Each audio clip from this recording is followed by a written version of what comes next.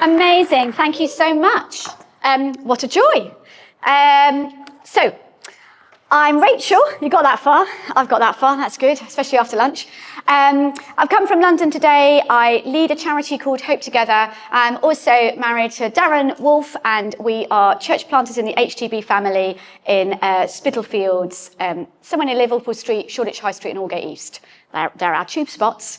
And so we do, I've got my feet earthed, should I say. So what I'm talking about isn't just like thinking and thoughts, but also obviously lived out practice, because we live with 3 other people in our house and others are always in or out. And so there's a lot of church as well as a lot of charity. So I do, this is my main focus, but I also absolutely love church and love being involved with that. And this research that I'm going to share with you today was born out of the need to know what was happening outside the church. So I don't know if any of you you've got, I don't know if you've ever gone, yeah, we're doing evangelism, we need to know about evangelism. But if you were it's a bit like marketing, isn't it? A little bit. But if I was the head of marketing, so I used to be the head of evangelism and mission for the Church of England. What a great title, National Lead, Mission Evangelism, Church of England. A one-woman job, they only had me, it was a bit of a joke. So I thought this was a bit ridiculous, and that's how I found team. I used to work a lot with Hope then, and I worked a lot with the EA. And we were going to have this big title, Denominational Leaders Summit. That sounds grand too, doesn't it? And we were going to get the great and the good together. We're going to go away for 24 hours to put the evangelism back at the heart of the church. I always love it. I mean, it's good to have big dreams. And I said, the problem is, I've been in a lot of these kind of meetings before. And what's going to happen is everyone is going to bring their anecdote as to what happened last week in their church. And then we're going to extrapolate up from that. And that's how we're going to do strategy. I said, and I'm just finding it really difficult for us to think about strategy when we have no data. So if I was the head of marketing for Boots, the chemist, on my desk on Monday morning would be all the sales figures for the past week. I'd know the top products. I'd also be able to probably get a sneaky look at what's happening with Savers and Superdrug, my 2 competitors. I'd know what people would think about my brand. In fact, I'd just have all the shopping habits. I'd know which stores were doing well, which ones were on a downward trend, and I'd be able to begin to work out why. But there I was, the national lead for the mission and evangelism for the Church of England. And we had something called the October returns, which means once a year, the church warden does their best. And they put down some numbers on a piece of paper as to who they think is attending. They don't want to put down too many because their parish share, the money they have to give back to the centre, is correlated from the figures they put on the form. So dropping a few off always saves a few pennies. These forms then go into the centre of the Church of England, and a year later, 1 year later, they are published. What help is that? What help is that? No help at all. Everything could change in a year. Look at COVID. So I was just like, I said, please, will you let me can we do some research? I'm like, what sort of research do you want to do? So I said, I want to know about the people outside the church. So there's things I want to know. I want to know, how big is the reach of the church? So there are 3 of us left. We live in Portsmouth. We're over the age of 85 and the lights are going out next week. Because sometimes when you read the papers, that's what you think. Although at the moment, there's a turn. The mainstream media are joining us a little bit more, which is very exciting. All part of what God is doing at this precise moment in time. So how many non-Christians know someone who's an active Christian? So how big is my task? Have I got to send loads of pioneers? Or have I actually just got to motivate the people who are already Christian? Do you see? They're 2 different things. But we don't know, because we don't have any evidence on which to make those decisions. Needless to say, eventually, okay, do you think? I said, yes, we can do this. So we polled the UK. We polled just 1,000 people to start with. We took it to the denominational leaders, and they went, no. Don't you love it? They literally all just went, no. That cannot be true. I'm like, well, this is going well.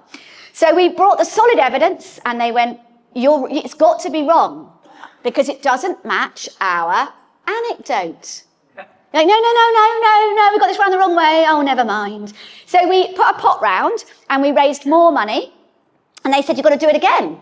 And if you're a researcher here, you know what happens when you do research again. If you have a solid sample, even if you do a bigger sample, if the first sample was solid, what do you get? Same. we got the same results. So we went back to them with the same results, and they went, oh, now what do we do? So, needless to say, they're the results I'm going to be bringing today. So eventually people began to believe them. And this was in 2015. And then we redid this research in 2022 as we came out of the pandemic, but with a good sense of partners. So the first research was the Evangelical Alliance Hope Together and the Church of England. I was in the Church of England. This research was done. We had to put the pot round, and we had the EA Hope, didn't have the Church of England this time. We had CV Global, Alpha, Kingsgate, Lewis Plough. Oh my word, if I forget someone. So we all kind of came into the pot to help us, and everyone's been disseminating it. And it's been an interesting turn from 2015, where it was quite hard work convincing people this was true. And then even at 22, now when I'm beginning to talk, people are beginning to say, yes, we're beginning to see this. Oh yeah, we're beginning to see this where we are. So, are you ready now to see some of these results? Great. So, first of all, do any of you remember the headline from when the census was done? Can any of you remember what the census headline was? The numbers. What was the big headline that they put out? You may not remember it now. It was that we were dipped under 50% who were Christian. Yep. So that was the headline. That's what they reported. Oh dear, no longer Christian Britain. We're under 50% people ticking Christian. And we were ready for that. So this is, the slide called The State of Faith in the UK. I haven't got a thingy, have I? You've got it. Great. And I probably should have done the one before. So this was an online survey done for 10 minutes with a weighted sample. That means it's totally representative of the UK. Does that make sense? So if you had a soup recipe for the UK, you'd know how many different things to put in to make it taste like the UK. So it's weighted by gender, age, and region. So that it makes it a solid sample. If I just stood in the streets and chatted to 3,000 people, that would be completely biased. Vaguely interesting, but you couldn't put any weight on it. But you can put weight on this because it's the correct sample. And I know some of you are here from Ireland. Is anyone here from Northern Ireland? Anyone from Northern Ireland? You're from Northern, great. You're from Northern Ireland, but none of your churches are Northern Ireland. Okay, that's fine. Because we have got Northern Irish data, but we won't do Northern Irish data if no one in the room is from Northern Ireland. Great. So this is how we did the survey, and then we've got that. We'll jump to the state of faith in the UK. So, 48%, we knew we were going to be under that 50% mark. We knew that was going to be the headline. The Muslims in the census were probably about around 5. We're a bit low there, maybe 5%, 6%. But would you have expected that to be higher? Yeah. Now, I wonder why we'd have expected it to be higher. Think about it for a minute. Is it to do with the noise level? Yeah? So, for example, when something's happening in the UK, we have religious representatives and everybody rolls in. And so somebody from the church says something, someone from a mosque says something. And it's almost just like we're equal weight, but we would like equal voice. But isn't it fascinating how small that segment is of our society for the voice, which shows something about the actual people who say they're Christian is a lot bigger. And then the other religions are really small, and therefore they wouldn't be necessarily, again, if you're trying to do a strategy, if you've got limited resource, one of the questions is where do you aim? You may not put all of your resource into places where there are very few people. Does that make sense? You would think, actually, these are not my target audience. And then we've got atheist and none of the above. To know on none of the above, a third of those people would say they're spiritual. Okay, so they're actually not saying they've not got any interest in spiritual things. They're not religious. They're non-religious. They don't like the word religion. They don't like the idea of concept of institution, but they would be spiritually seeking or open. And then in this top category, if you are, the older you go, if you're talking to somebody who's 65 plus, they are more likely to be saying they're culturally Christian, okay? So if you are doing mission to people who are over the age of 65, over 60% of those people would be saying, yes, I'm a Christian. They're obviously not Christian in perhaps the full sense of the word, we'll look at that in a minute, but they think they're a Christian. And then if you're doing mission with people who are under the age, or sort of 18 to 24-year-olds, it's down in the 30s. So only about a third of those people would you be expecting to say that they're Christian. And it's just even that, it's beginning to shape how we would view what we do and what people would be saying. Great, so you can also see the curve as we're going to go, is the curve of the decline of cultural Christianity. So, are those people in your church on Sunday? Anyone got 48% of the population? Great, that was a resounding no. Good, yeah, so we haven't. So that doesn't give, who are those people? And they're not a gauge for the scale of decline of the church, because they're not even in the church. So who is in the church? And who might we count on as being in the team for mission and evangelism? And what could we measure to do that? And so what we looked at was whether or not people prayed and read their Bibles and were part of a worshipping community. And we get to the next slide. About 6% of the population actually have all these three characteristics. They are part of a worshipping community. They are praying regularly and they are reading their Bibles regularly. The big knockout is whether people read their Bible. But this group are a very specific group that you can then rely on for mission. So across the whole UK, 6%. This is higher in Northern Ireland, and Northern Ireland has because of the political association with Christian faith, all the data is very different in Northern Ireland. In London, practicing Christians are 9% of London. So it's one of the highest spots of actual practicing Christian faith is in London. And 6% is on average everywhere else. Now, two other exciting things about this 6%. Number one, we have not declined since 2015. Yay! So the Church of Jesus Christ, the active team, is not in decline. So that's number one that we need to know. Number two is there's no missing generation when it comes to this group of Christians. There is no missing generation. They are equally represented across every cohort within the generation. We do, in the UK, have an ageing population because we have a dropping birth rate. People are having less and less children. So we have an ageing population as a whole. But representatively speaking, across each generational cohort, we do not have a missing generation. Yay! So two great pieces of good news. The census tried to throw buckets of cold water on us, but the actual Church of Jesus Christ is not in decline and does not have a missing generation. So we've got a good active team of people.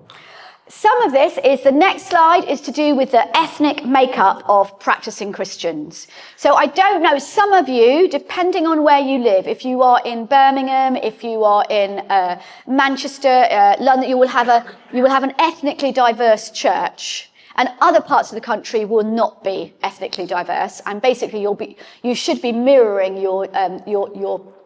the demographics of your population.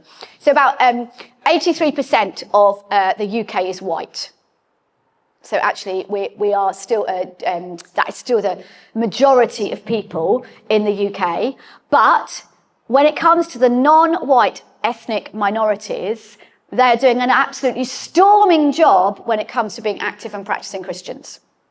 So there are many more of them who are active and practicing Christians than there would be within the UK population.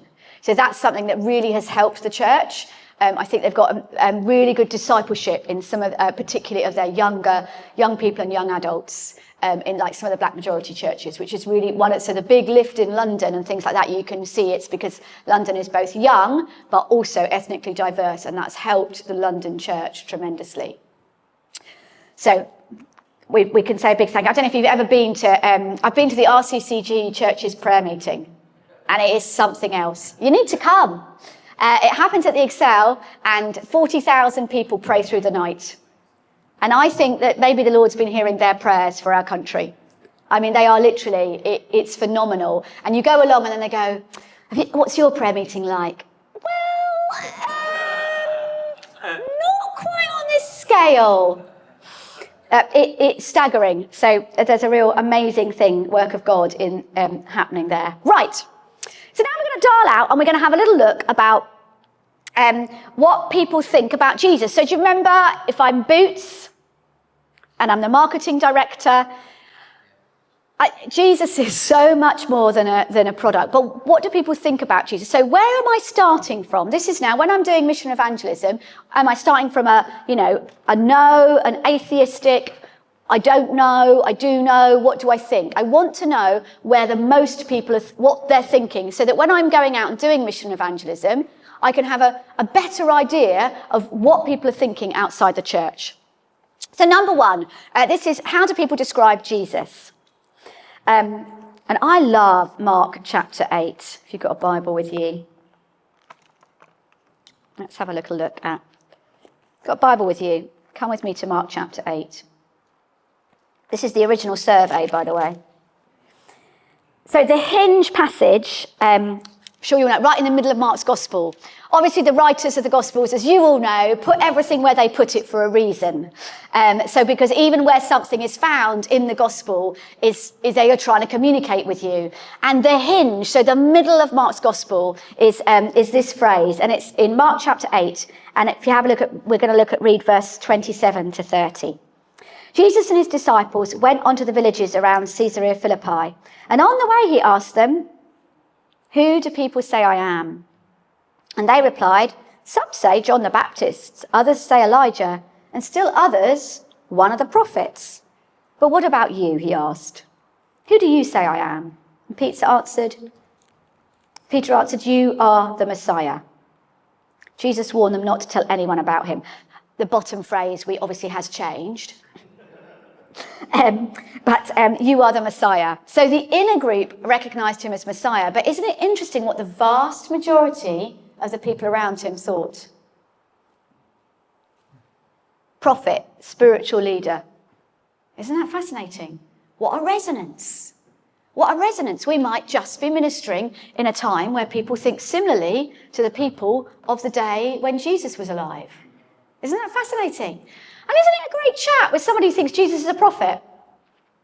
It's obviously way more than the Muslim population. So many people out there kind of think Jesus is a prophet. I can have a great cup of tea with someone who thinks Jesus is a prophet. Have you ever read the words of the prophet? Would you like to read the words of this prophet? Have you ever thought about what he said? Do you think something of what he said might be of use or resonate in your life? It's a much better opener, isn't it, than cold. And then we have got the 20% who believe he's God in human form. So that's a discipleship job. So we've got way more people with quite a strong belief, but they're not actively part of our churches. So it would be good to find them and see what they're really thinking, to see. Great. Then we asked people whether Jesus was a historical person. Even that's an interesting start, isn't it? Did he live? Did he walk on earth? And about 54% of the UK population would say that he lived and walked on earth. This drops the younger you go. So the younger you go, people think Jesus is more like Gandalf. The older you go, they've understood the historicity. This is something we need to do. Do you do school stuff? Or you got any of your people do school stuff? We need to really help people to realise it's not a story as in a mythical story. It's a historical life event. So the word story could be, we've got to, if you like, clarify that so people understand who Jesus really is. Then we asked people to tick some words. We didn't give them free rein. They ticked some words on how they would describe Jesus. And Jesus comes out amazing. I love this. Jesus comes out as spiritual, number one, peaceful, loving, wise leader. Do we have any shortage in the world currently of peaceful, wise, spiritual leaders? But isn't that interesting? The leader they might be looking for they might have some very positive views about this leader. Isn't it interesting? Again, like a cup of tea, pint with one of these people, wouldn't you? If somebody thinks Jesus is a spiritual, wise, peaceful, loving leader, he could just have something to offer. And we might actually just be beginning to see that people are searching him out. I'm sure you're beginning to see that in your churches a bit, because I'm hearing those waves as we go around the UK of people looking for Jesus. Now, are you ready? Have a little chat to people next to you. How many people do you think in the UK might believe that Jesus rose from the dead? Have a little chat with somebody next to you, whilst I have a mouthful of water. No, so this is the whole population. And I'll show you how many people in the whole population believe in the resurrection. And it's the next slide, and it's coming now. So 16% of the whole population believe word for word. But check out the next one. 29% of the whole population believe that Jesus rose from the dead to some extent. To some extent, they kind of believe the biblical story, but they're not sure the whole of it can be taken literally. So they're kind of wobble factor. You add that together, yeah, 45%. This was the slide, people. When I took it to the denominational leaders, they went, absolutely no way. I remember Sentiment, he was the then Archbishop of York, said to me, Rachel, I cannot go on Radio 4 and say that. It was 44%. I just can't. Okay, right. You'll have to do it again. Okay. But when we did it again and got the same result, we've got the same result now. It's us who've got the wrong picture of the UK. Now, I wonder why. It's because who is forming your opinion of the UK population? Who tells you what they're like? Where do you get that information from? And have they ever been wrong about the UK population before? Completely wrong. Every time they're completely wrong because they live in a bubble, they talk to themselves, and they probably live in Islington.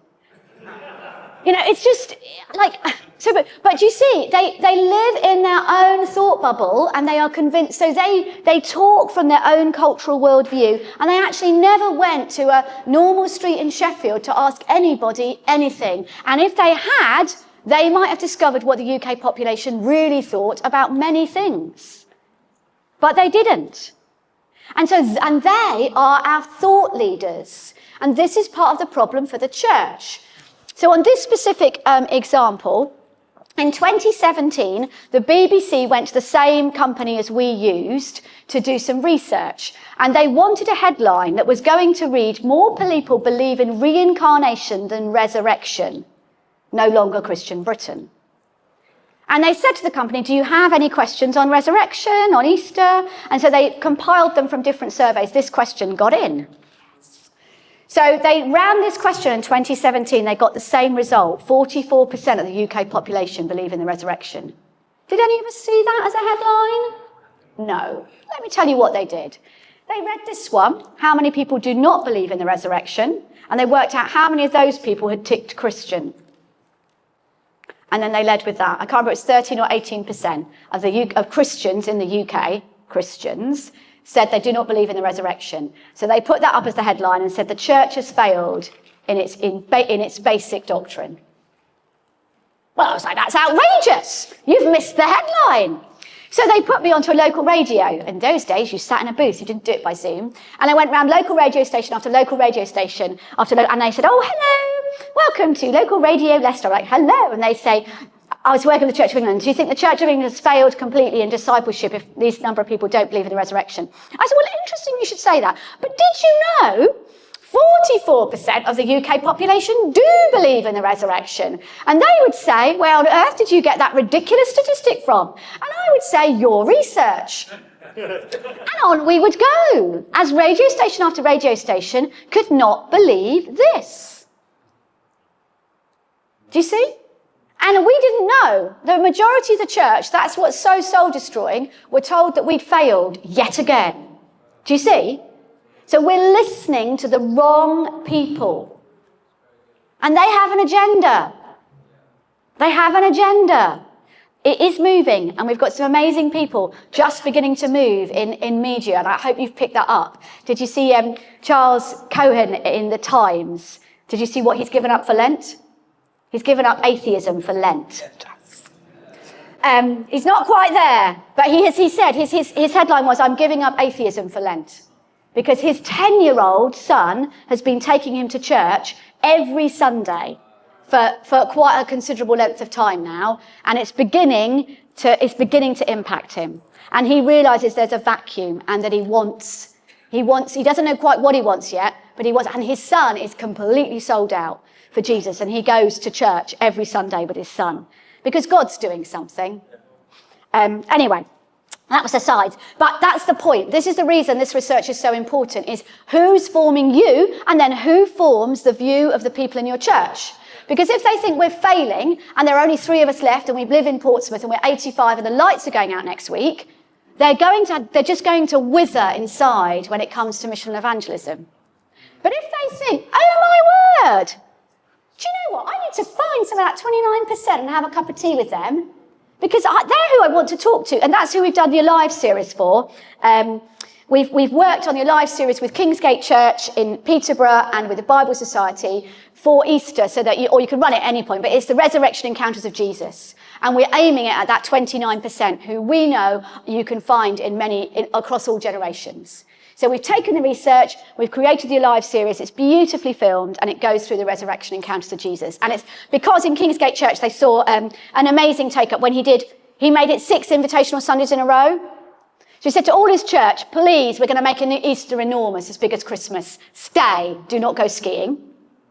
Problem number 1. Number 2, invite your friends. Invite everybody you know, because we're going to make Easter big. And one pastor said to me, oh, I get it. Let's make Easter the FA Cup final of the church. I'm like, yes. This is our biggest moment. Jesus got up from the dead. It was big that he was born, but this is extraordinary. And we need to talk about eternity. We need to talk about resurrection, because lots of people out there kind of think he might have done. And it's changed people's sermons for Easter Sunday. They stopped trying to convince people that Jesus did rise from the dead. They got that far. What they didn't know is what difference it made. Tell them what difference it makes to follow the risen Jesus in their lives. Invite them into something extraordinary. You know, I'm in Ephesians at the moment. It's the boom, isn't it, of Paul as he begins Ephesians, and he just paints this extraordinary picture that the release of who we're called to be and what the purposes of God are. Invite people into that. Could be jolly exciting. But we've got a bit modernist, so we're still on the how can I convince people this happened? Do you see? But actually what they need is an invitation to how this would transform their lives. And so that's what this is. And what Dave discovered at Kingsgate is when he made it big and then he invited them back the next Sunday and he invited them back the next Sunday and he invited them back the next Sunday. He said, it's still Easter next week, come again. It's still Easter next week, come again. We're doing the next resurrection. We're going to meet the next person who met the risen Jesus and see how it changed their life. Why don't you come? It could be life-changing. Oh, yeah, okay. Next week, it's still Easter. Please come again. We're going to meet the next person who met the risen Jesus and was completely transformed. Why don't you come along? It could be life-changing. By the time he got through the 6-week series, he said, any of you want to meet the risen Jesus and have your life transformed? And they had the biggest number of people who ever gave their lives to Jesus. So we thought we'd copy it and work with him to try to do something. That's Alive. Great. Okay, breather. And we're now going to zoom even further to those outside the church. Now, a little question. Where would you go to find out about the weather today? Where would you go to find out about a holiday destination? Where would you go to find out about the bus times? Where would you go to find out about, quite frankly, almost anything? Where would a non-Christian go to find out about Jesus? You know, it's so obvious, isn't it, really, when you think about it? So it's like we should always do the obvious, I feel.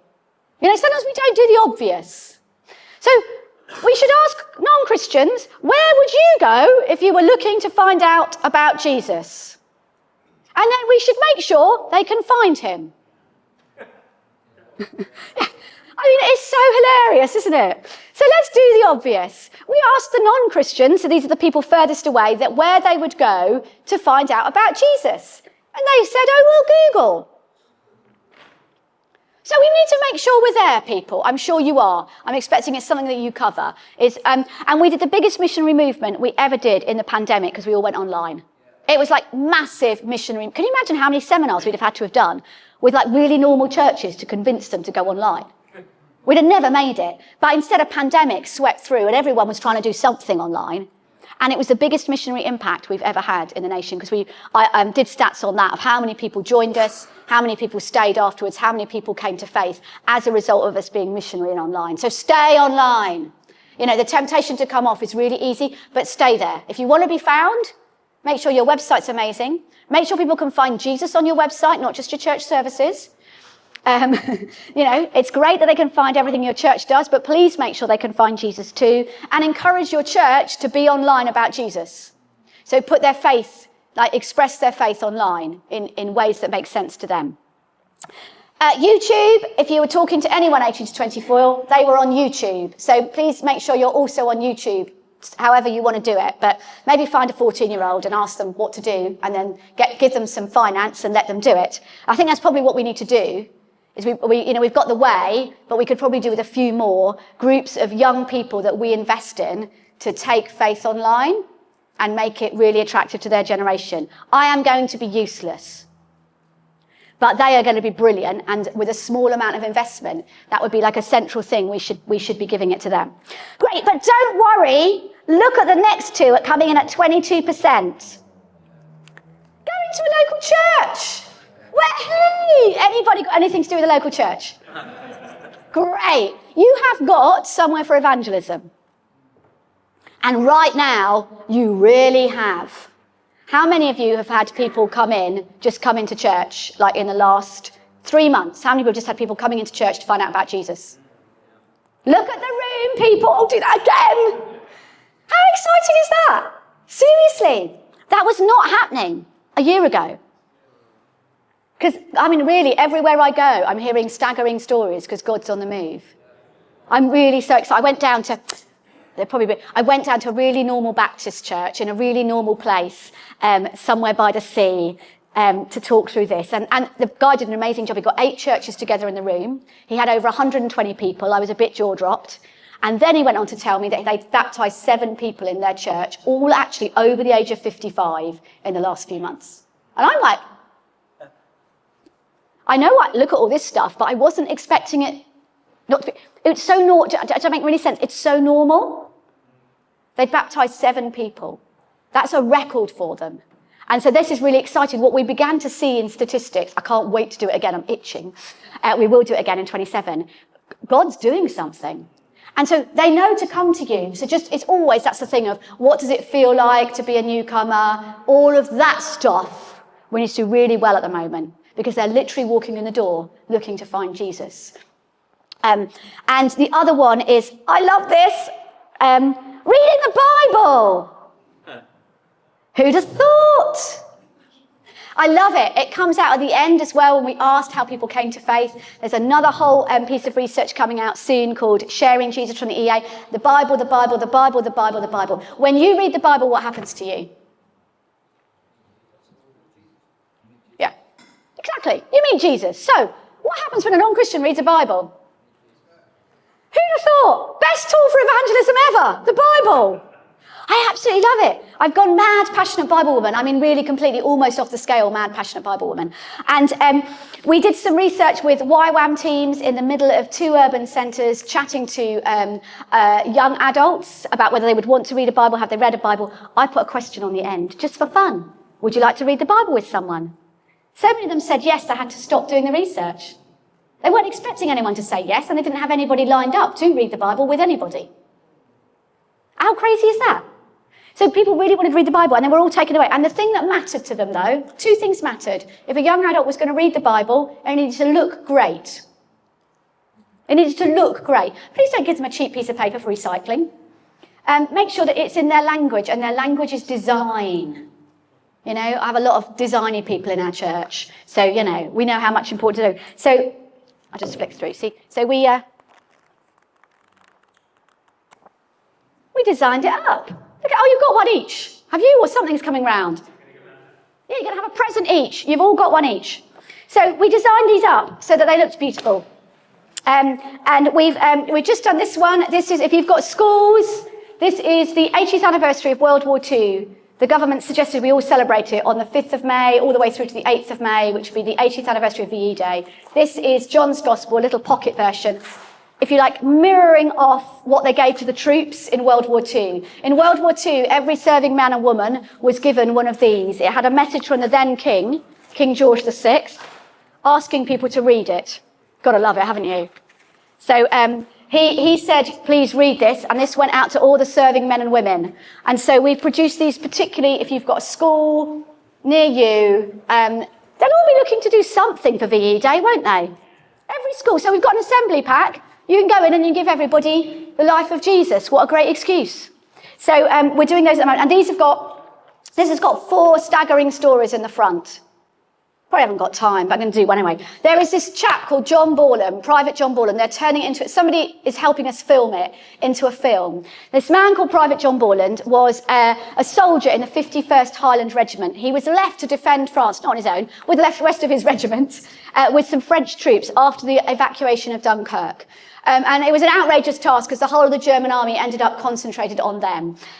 There were tanks. Rommel's tanks were up on the cliff top. They were on a small beach in a place called St. Valery as they were being bombarded. As he was trying to run for shelter in a lighthouse, his commanding officer was shot dead beside him. He was wounded. He had no food, no water, and then he was captured by the Germans. And he prayed to the Lord, if you get me out of this, I will serve you.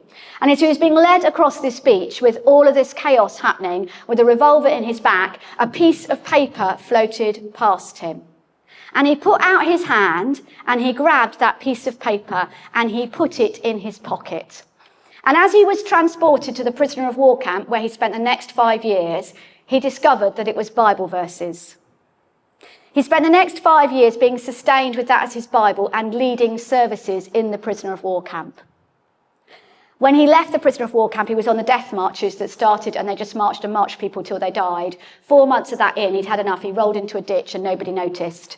And he got picked up by the Americans and brought back to Glasgow. He then started a Sunday school, a boys' brigade, and a football club. And he mentored young boys in Glasgow. And one of them was Sir Alex Ferguson, who says he's his hero. What a great story. Want to tell that in a school near you? So, this is your excuse. VE Day, you can give everybody a life of Jesus in every school. We get to give them a life of Jesus and we get to share a great story of how God answers prayer and how he also, how the Bible sustains people through really difficult times. Someone's making it into a film, so we'll have that as well as a little film. How exciting. Right, that was a diversion. Okay, so scrolling back out, so we love the Bible, I sound like a sales pitch, but they're £1.25 if you buy them in bulk. You will never spend a better £1.25 in your life. And we give these out on the streets. So it's probably 5 weeks ago, I was out on the streets. It was a really busy Sunday. Ever have a really busy Sunday? Darren was away, so I was helping host and lead, helping host and lead, he wasn't there. I was trying to sort out something pastoral, felt I should also go for a coffee with somebody else, but the evangelism team goes out after church on a Sunday. And so by the time I got back, they were about to pack down. I'm like, please don't pack down. I just need to do the most important thing today. Do you see? And I could have thought the most important thing was hosting church. And I could have thought the most important thing was chatting to these other people. It was important and good. But the most important thing is that I tell someone about Jesus today. So I said, please, can you just stay with me for a little bit longer, guys? And so I'm out there. I don't think I've got it in here, actually. It's hilarious. Our evangelist thought he'd come up with a new method of evangelism. It's a plastic folding camping table. It has these on it in a pile, not even a tablecloth, and a sign that says, free Bible. I'm like, great! Do you know what it is? It's amazing. It's amazing. Because it's all authentic. You're not hiding anything. You're here offering free Bibles, and but it really made me giggle because he's not known that Christians have done this for years. Because we've not done it for so long that he's never seen one. Shame on us, our generation, because we've stopped doing that sort of thing. That he thought it was a new invention. But he was doing it with a different church. 50 people joined their church as a result. And then he's come over and he's working with us. So I'm out there chatting away, and I stop one guy in the street, chat to him, and he comes back to church, the 5 o'clock service, gives his life to Jesus, and is now in Darren's Bible study group. That is the best 45 minutes ever. Do you know, on that day, everything else looked like it should be done. Everything else looked really important. But if I hadn't gone out for 45 minutes, and if you've lost your nerve on that kind of thing, lead. You want to see evangelism take off in your church? You start the camping table. Do you see? You carve out the time for it. Because they'll follow you. And so we need evangelism teams. Have you got a worship team in your church? Oh, okay. Have you got a children and families team in your church? How many of you have got an evangelism team in your church? Well, that was a good answer. Great. Needless just to say that's my new passion thing. And I'm not being like, I'm not just saying, why have we forgotten it? Because they lead. And then you come back in and someone like this young guy comes to faith and everyone goes, oh, I want to go out on the evangelism table. Do you see? I want to bring someone to Jesus. Let me at it. And yet you've also got to lead, because some of you will have been amazing at this in your earlier years. It's true though, isn't it? This is what we did in our earlier years, you know? And yet we might have forgotten our nerve and forgotten how to do it. We just need to rediscover it. And right now is the moment. Amazing guy, he's an evangelist, and he leads a church in Cwmbran called Victory Church. I don't know if any of you know Clyde. So he took 1,000 of these in the summer and just stood in the middle of Cwmbran with his group of evangelists, and they gave them all out, and people joined Alpha, and people came to the youth group, and all different things happened. Bible table. Nothing novel here, people. I don't have a novel trick for you. I've got the Bible, a camping table. But you know what, right now? It's not to do with the technique. It's to do with the fact that God is just on the move. And so there are people walking up and down your street who want to know about Jesus. And actually, they don't know how to get to you. They might look online, but if you're there, they'll stop and they'll chat. It's exciting. This is non-practicing Christians. So if you're talking about, which are even more open, the next slide. So these are the people who were cultural Christians. 43% know that they'd come to a local church if they're looking to find out more about Jesus. Well, you are the absolute number one place that someone who's got some level of cultural Christianity is going to come. And you probably who had record numbers at Christmas? Yeah. You know, I remember just talking to people. Well, you know, I sung carols in my girl guide group, one girl was like, and I think I just felt I needed to come to church this Christmas. You're like, yes, you've come to the right place. Exciting. So record numbers of the non-practicing Christians would be open. We're going to miss that one. Just flick through the next slide. It just shows the Bibles. The next slide we're going to miss. And then next slide, I'm going to just come through to the percentage of non-Christians who know are practicing Christian. It's a pie chart. That's the heading of it. Great. So 53% of the non-Christians in the UK say they already know someone who is a practicing Christian. By that, it's probably somebody who goes to church regularly. That's their gauge, which we gave them a clue with. So you know that reach thing? We've still got a whole pile of people to reach. That's what we need to pioneer. And if we can do this survey big enough in 27, I'll be able to break out of here exactly where those people are, who they are, and then we could strategically across all the churches in the UK work out who's going to reach them. That'd be exciting, wouldn't it?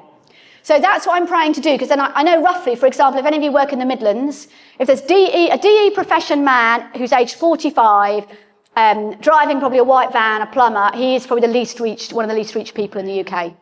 So, you know, if you're so I've already got a little bit, but I would love more hooks that we could actually look at it in areas and work out who needs to be reached. And then we could send pioneers to the very specific people. The others here already know someone.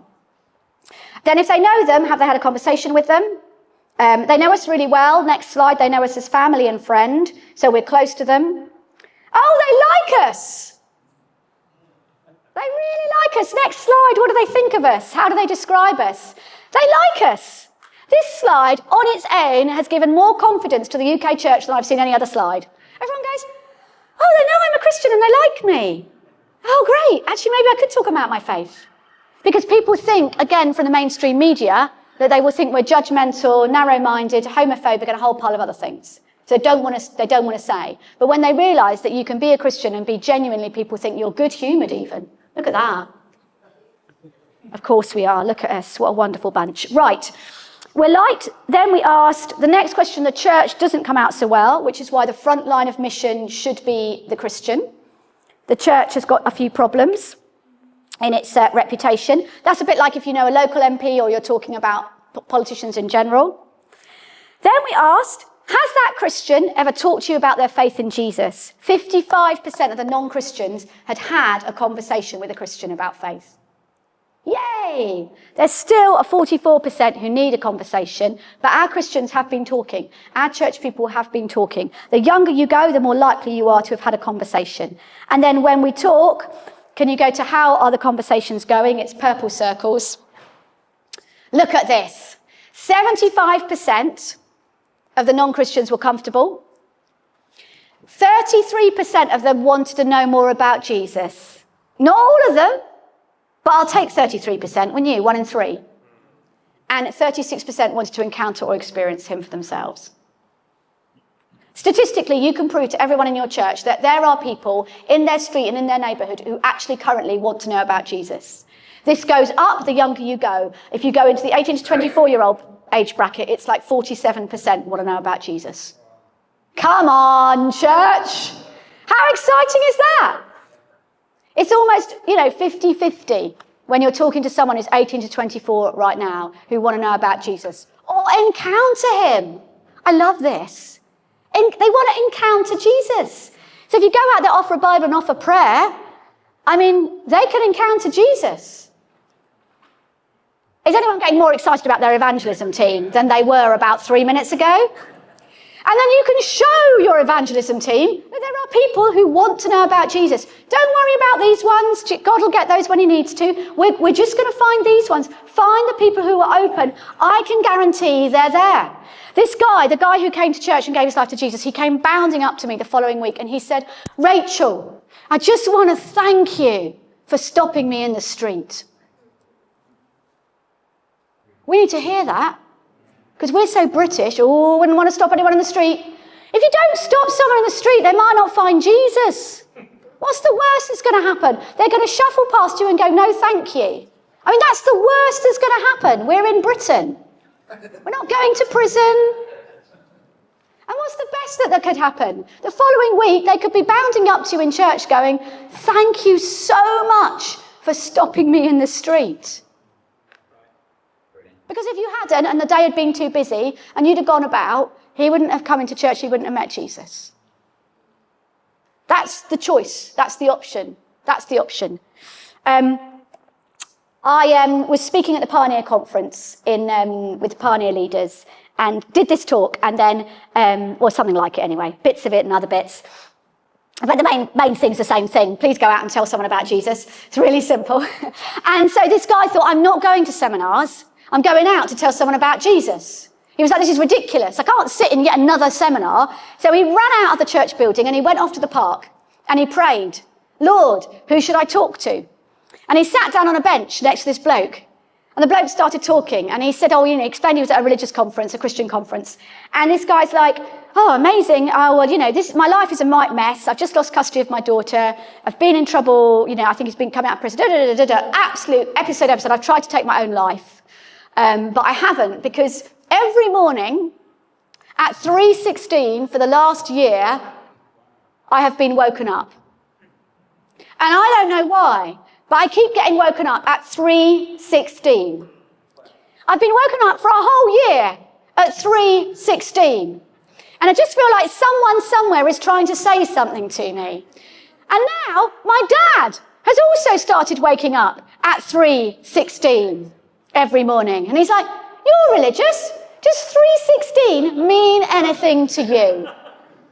The guy pulls out, he had cargo pants, he pulls his Bible out and he reads him John 3:16. And this man weeps and gives his life to Jesus on a bench. Isn't that amazing? And then when he came back bursting into the conference and told the whole conference what happened. It's far better than anything I could have done. And it really, people were like, oh my word. And that's how far God's going to go to reach someone. God is going to wake people up at 3:16 every day to keep them alive so they don't commit suicide. Just waiting for one of us to go sit on a bench and talk to them. I'm sure some of you did all this kind of stuff. And church just gets so busy.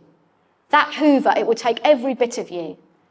If you've got any ounce of evangelism in you, I'm asking you to carve it out and go lead the way. Because right now, God is waking people up in dreams. He's gone way ahead of you by the Holy Spirit, and there is a mighty harvest coming.